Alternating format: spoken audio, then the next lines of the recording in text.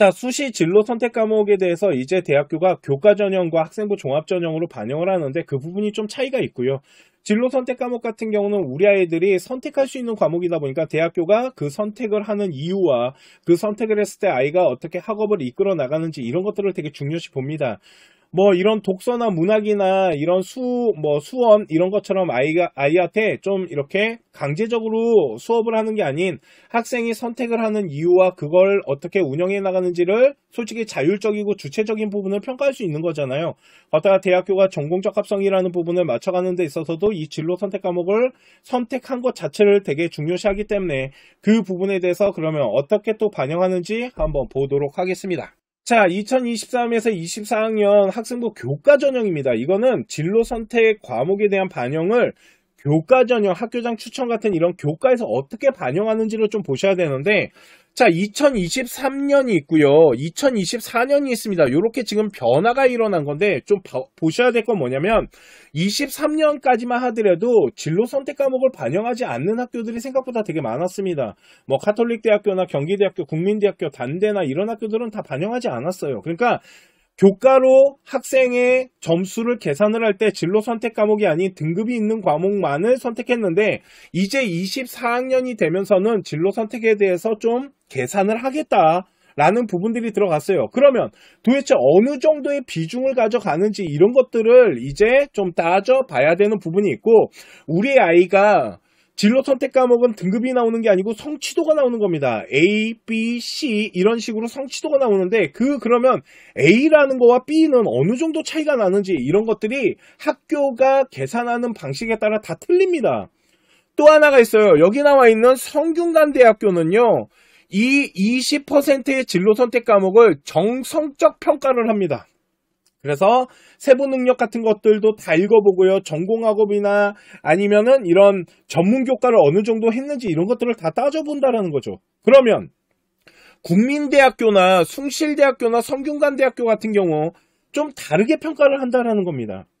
이런 것들을 좀 잘 따져봐서 우리 아이한테 가장 유리한 전형을 찾아내야 되는데 미리 하나 말씀드리고 가자라면 솔직히 진로 선택 과목은 그렇게 반영 비중이 높지는 않아요. 저희가 계산을 해봤을 때. 그리고 A를 받아야 되는데 이 A를 받는 것도 좀 골라낼 수 있어요. 우리 아이가 만약에 A, B가 나오잖아요. 그러면 그 B를 하나 버리고 A 3개로만 하는 경우도 있어요. 그러다 보니까 어떻게 반영되는지 예를 들어서 우리 아이가 B가 좀 많은데 A가 3개가 있고 나머지는 다 B예요. 그러면 우리 아이는 이렇게 반영되는 비율이 있어요. 뭐 10% 반영합니다. 이렇게 15% 반영하는데 보통 상위 3과목인 학교가 많다 보니까 그러면 우리 아이는 A 그 3개만을 활용하면 되기 때문에 굳이 걱정할 필요가 없다라는 거죠. 자, 한번 보도록 하겠습니다. 국민대 같은 경우는 15%를 반영하는데요.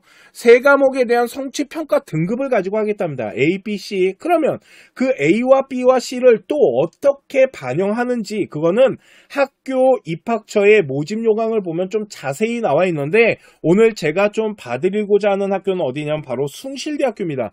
숭실대학교는요. 20%가 반영되니까 적게 반영되는 건 아니지만 성취도별로 등급을 부여하겠답니다. 그래서 A가 1등급이고요. B가 2등급이고 C가 3등급인데 요것을 어떻게 반영하냐면요.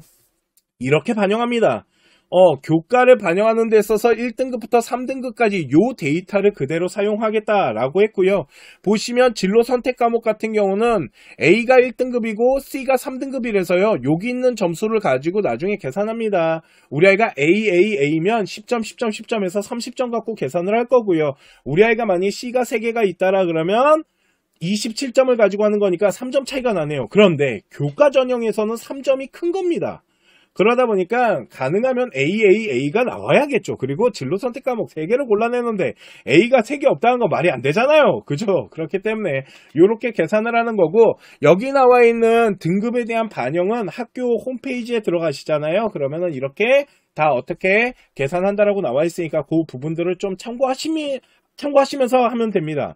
이게 지금까지 설명해 드린 게 교과 전형이에요. 교과는 이렇게 합니다. 그러다 보니까 교과는 솔직히 진로 선택 과목에 대한 비중이나 이렇게 좀 이렇게 뭔가 이 점수를 가지고 뭔가 뒤집어진다 이런 거는 솔직히 좀 약해요.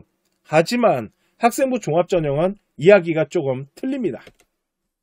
자, 학생부 종합전형에서 진로 선택 과목에 대해서 반영을 할 때는요, 정량적인 부분과 정성적인 부분을 보는데 더 중요한 건 뭐냐면 저기 나와 있는 성취 비율이라는 걸 봅니다.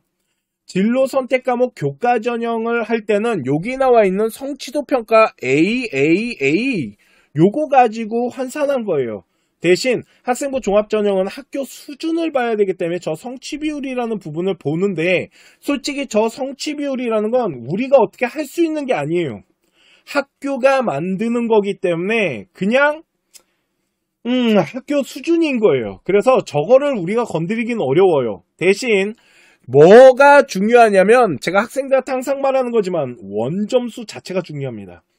예를 하나 들어드릴게요. 컨쇼라는 아이가 있고 마트라는 아이가 있고 영진이가 있습니다. 셋 다 기하라는 과목을 수강했어요.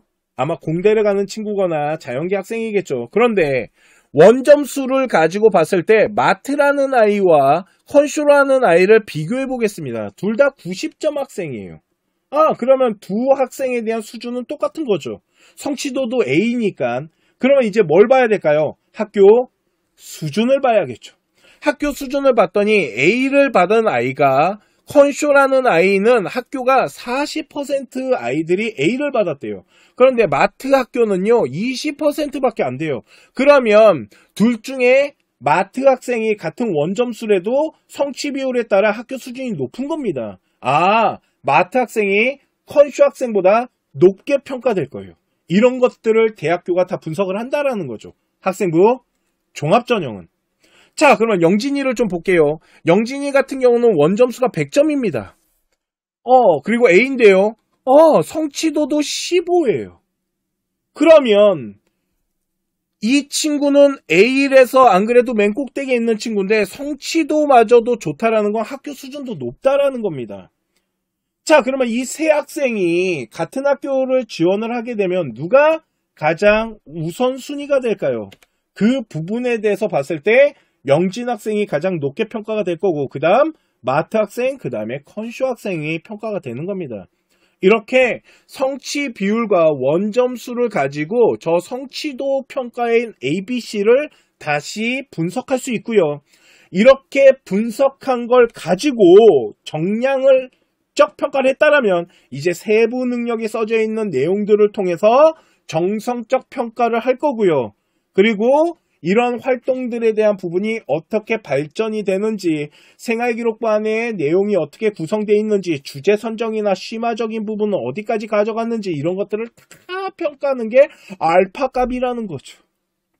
이렇게 하는 게 학생부 종합전형입니다. 그렇기 때문에 교과 전형 넣듯이 그냥 성취도 A만 가지고 가는 게 아닙니다. 그래서 나중에 성적표를 분석하실 때는 성취도 A가 중요한 게 아니고요. 당연히 A래야 돼요. 그렇고 원점수와 성취 비율을 따져보면서 우리 학교 수준을 잘 평가하셔야 된다라고 보시면 될 것 같습니다. 이게 학생부 종합전형 진로 선택 과목 평가 방법이에요. 그러니까 교과 전형보다 좀 복잡하네요. 그래서 전공 학업부터 좀 잘 따지면서 보셨으면 좋겠고요. 이렇게 한번 계산을 해보셨으면 좋겠는데 대학교마다 차이는 있지만 저희가 경희대학교를 기준으로 봤을 때 성취 비율이 한 20% 정도가 나오잖아요. 그러면 학교 수준이 되게 좋다라고 평가를 합니다. 이해가시죠? 자, 오늘 제가 준비한 진로 선택 과목에 대한 교과 전형과 학생부 종합 전형이 어떻게 반영이 되는지 그 부분에 대해서 설명을 해드렸고요. 잠시만 기다려주시면 1대1 상담해드리도록 하겠습니다. 지금부터 채팅창에다가 질문 남겨주시면 됩니다. 잠시만요. 자, 저희 컨쇼 학생부 종합 전형 특강을 준비를 했습니다. 2023년 5월 13일, 14일 토요일, 일요일 다 참석하셔야 되는 겁니다. 둘 중에 하나만 참석하는 거 아니에요. 시간은요, 모든 학원이 끝난 10시입니다. 밤 10시에 할 거예요. 왜 그러냐면 저는 이 수업을 학생과 학부모님이 같이 들으셨으면 좋겠습니다. 반드시 학생이 있었으면 좋겠어요. 왜? 학생부 종합전형. 학교 생활은 학생이 하는 거잖아요. 그렇기 때문에 수업 방식은 줌으로 하는 거기 때문에 밤늦게 하셔도 문제 없잖아요. 그죠? 그래서 학생부 종합전형, 첫날은요, 학생부 종합전형을 어떻게 준비를 하는 거에 있어서 학교에 대한 효율성들, 대학교가 원하는 생기부가 뭐며, 쓸데없는 활동이 도대체 뭐고, 필요한 것들을 어떻게 효율적으로 하면 좋은지, 그리고 대학교가 평가할 때 어떤 것들을 평가해서 어떤 식으로 우리가 어필하면 좋은지 이걸 해드릴 거고요. 둘째 날은 비교과 활동을 하는 데 있어서 이제 동아리나 진로 활동 같은 경우 어떤 구성력을 가져가고 어떤 주제를 어떻게 보고서 양식을 만들어 나가면 좋은지, 근데 그걸 만들 때 챗 GPT라는 걸 어떻게 활용하면 진짜 효율적으로 빠른 시간 안에 할 수 있는지, 이 모든 것을 저희가 학생부 종합전형 특강 13일, 14일 이틀에 걸쳐서 특강을 준비를 했고요. 수강료는 진짜 대폭 할인해서 10,000원입니다. 10,000원이면 솔직히 네, 그죠?